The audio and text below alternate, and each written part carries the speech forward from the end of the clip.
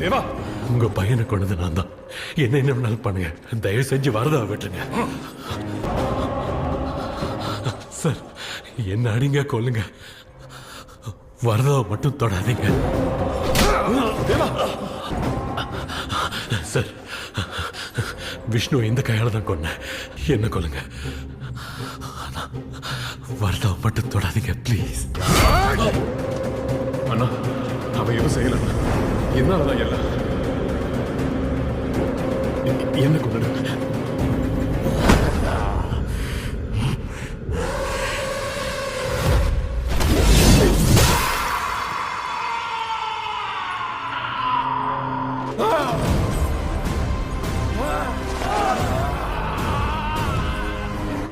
தொடக்கூடாதுன்னு சொன்னலடா, உன்னை யாரும் தொடக்கூடாது.